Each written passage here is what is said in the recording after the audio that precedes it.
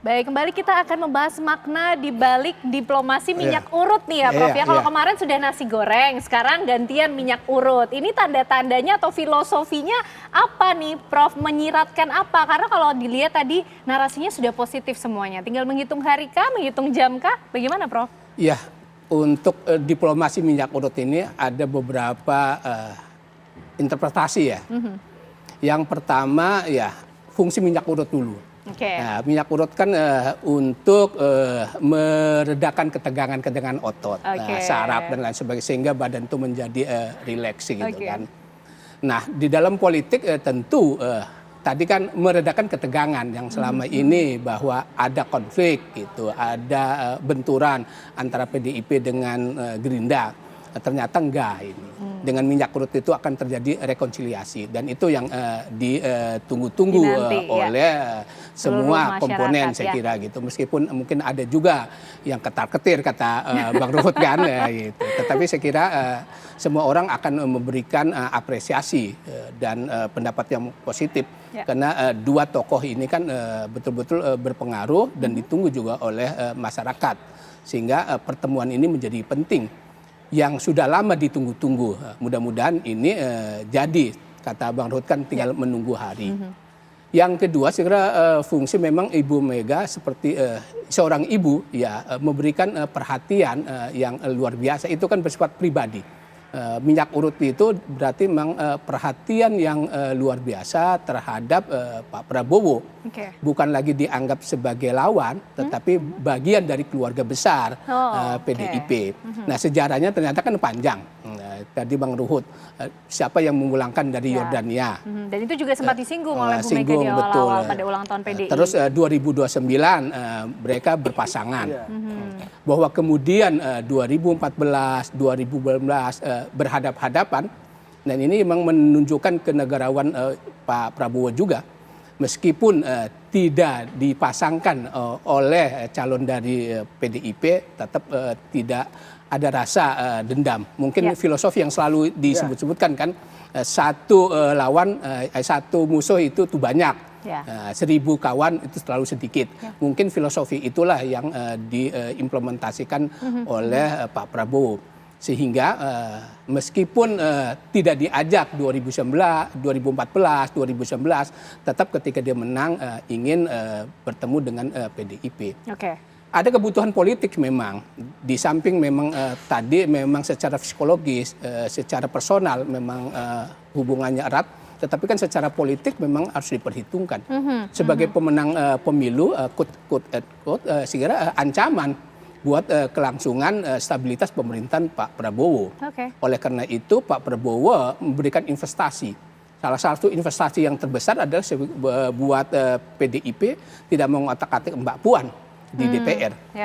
Dulu kan di otak-atik gitu kan, tapi tidak mau itu terjadi. Begitu dia perintah, terus masalah itu kan clear. Itu sih investasi politik. Sehingga Ibu Mega memberikan apresiasi bahwa meskipun dia sebagai pemenang, bisa juga itu undang-undang MD3 itu dirubah gitu, tetapi kan tidak dirubah.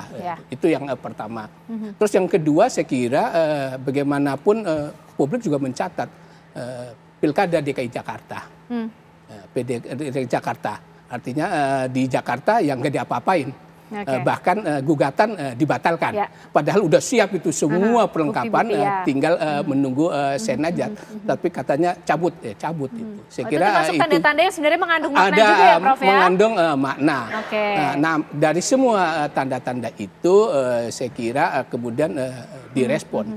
Nah di sisi lain saya kira PDIP juga memang perlu segera bertemu dengan Pak Prabowo ini. Dua hal paling tidak yang harus kita catat. Yang pertama adalah baik langsung maupun tidak langsung kasus Pak Hasto menjadi catatan buat Ibu Megawati. Tidak ingin ke depan kader-kadernya diotak-atik gitu loh. Gitu kan. Terus yang kedua adalah menjelang kongres ini. Nah kongres ini kan seperti dikatakan oleh Ibu Megawati juga kan. ada yang ingin mencegah, Cawe-cawe. ada yang ingin cawe, ingin aman juga gitu loh, aman juga di sana. Jadi dua hal itu saya kira kalau dulu saya memandangnya adalah Pak Prabowo yang butuh terhadap PDIP. Sekarang PDIP butuh juga.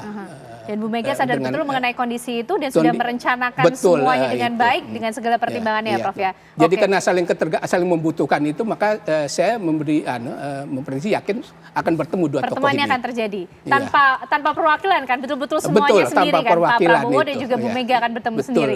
Oke, Bang Riza, ini kalau kita bicara tentang teknis kemungkinannya, ini kan kalau jadwalnya dengar-dengar Pak Presiden ini akan melakukan kunjungan ke India ya, 24 sampai 26 Januari, sedangkan Bu Mega ulang tahunnya besok. Nah, Mbak Puan ini kan bilangnya kemungkinan ketemunya bisa pas ulang tahun Bu Mega. Nah, ini gimana nih, Bang Riza? Jadi sebagaimana sudah disampaikan oleh Pak Dasko ya, beberapa waktu lalu ini, bahwa memang Pak Prabowo sebagai Presiden Indonesia itu ada acara kenegaraan di India ya. Pak Dasko sudah sampaikan dan publik juga sudah tahu. Dan besok kebetulan akan berangkat ke India. Tadi juga rapat kabinet, rapat paripurna kabinet tadi dipimpin langsung oleh Bapak Prabowo sebagai Presiden. Disampaikan juga tadi bahwa besok Pak Prabowo menyampaikan akan ke India dalam rangka kunjungan acara kenegaraan. Tentu ini juga menjadi bagian penting bagi kita sebagai sebuah negara saling menghormati bangkai dengan negara lain, dan juga menyampaikan nanti beberapa waktu ke depan bahkan Erdogan, Presiden Turki juga akan berkunjung ke Indonesia. Jadi Pak Prabowo ini ya seperti Bung Karno lah, keliling dunia ya, memperkenalkan, meyakinkan dunia bahwa Indonesia ini bangsa yang besar ya, bangsa yang dapat dibanggakan, bangsa yang ingin membangun hubungan baik dengan semua negara, semua kalangan. Itu kan seperti Bung Karno. Nah, kalau Bung Karno erat juga kaitannya dengan Bu Mega berarti. Iya, justru itu. Jadi Pak Prabowo itu ya seperti Bung Karno, keliling dunia meyakinkan pemimpin-pemimpin dunia, meyakinkan dunia, masyarakat dunia bahwa Indonesia negara besar yang ingin mengedepankan persatuan, perdamaian. Begitu juga di Indonesia, Pak Prabowo selalu menyampaikan di banyak kesempatan mengedepankan persatuan dan kesatuan, dan mengajak semua partai agar berkoalisi bersama-sama, ormas, semua elemen bangsa untuk membangun bangsa. Jadi pertemuan dengan Ibu Mega pertemuan yang sangat penting, yang dinantikan oleh kita semua, oleh masyarakat, dan insya Allah ini pasti akan terlaksana. Masalah waktunya, tadi ikut Bang Ruhut. Berarti kemungkinan nggak mungkin besok lah, karena kan besok kebetulan Pak besok memang ya, ada kunjungan ke India. Bang Dasko sudah sampaikan dan publik sudah tahu. Dan Pak Dasko, Bang Dasko selama Mbak Puan kan setiap hari ketemu. Betul. Jadi hubungan Pak Dasko mewakili Pak Prabowo, mewakili Gerindra, Ibu Mbak Puan mewakili Ibu Mega, mewakili PDIP sangat erat tiap hari. Gini Bang, pilihan waktunya ada juga waktu Kongres PDI. Akankah itu juga yang akan menjadi momentum ketemu? Iya, saya sangat yakin di waktu Kongres atau dipercepat nanti. sebelum Kongres? Kalau waktu Kongres, saya pribadi yakin Ibu Mega pasti mengundang Pak Prabowo. Dan insya Allah hadir ya.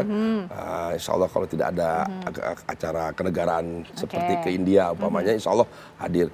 Dan saya pribadi meyakinin akan lebih cepat. Itu kan masih April kan? Insya Allah bisa lebih cepat ya. Mudah-mudahan dalam waktu yang dekat seperti di Bang Luhut. Siapa tahu Bang Luhut lebih tahu nih waktunya yang lebih cepat itu kapan sih Bang Luhut ini?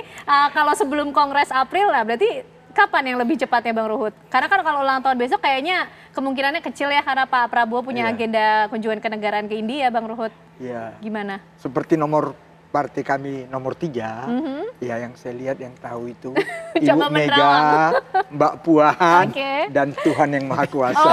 Saya kira dengan angka 3 itu ada maknanya lagi. Ternyata tetap Mbak Puan, Bu Mega dan juga Tuhan yang tahu ya. 3 itu melambangkan 3 pihak itu ya. Jadi belum ada informasi yang diterima oleh politikus-politikus senior PDIP mengenai kemungkinan juga pertemuan tersebut kapan akan terjadi. Karena ini juga akan menentukan loh, Bang, yang ditunggu-tunggu oleh masyarakat. Bagaimana sih standing point dari PDIP juga di pemerintahan Pak Prabowo Subianto begitu? Gimana Bang Ruhut? Kita nggak tahu kapan, tapi kita tahu Pak Prabowo itu kan TNI Kopassus lagi ya, sangat selalu dalam mengambil keputusan itu sangat tegas.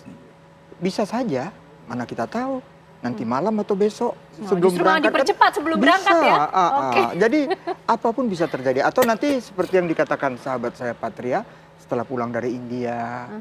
Jadi bisa. Jadi nggak usah khawatir. Tapi kami semua kemarin jelas kok. Kami semua kita kaitan dengan pemerintahan sekarang. Kita harus mendukung dengan baik Pak Prabowo, ya, sebagai sebagai presiden. Artinya PDIP sebagai tetap ya, di luar posisi pemerintahan. kita kan di luar pemerintahan, tapi kan banyak waktu dulu di luar pemerintahan asbun, ya siapa aja bisa asbun. Tapi Ibu selalu mengatakan kalau kalian mengkritisi, ingat loh harus ada solusinya, jangan asal ngomong. Tapi kita bersyukur ya Pak Prabowo ini kan baik ya.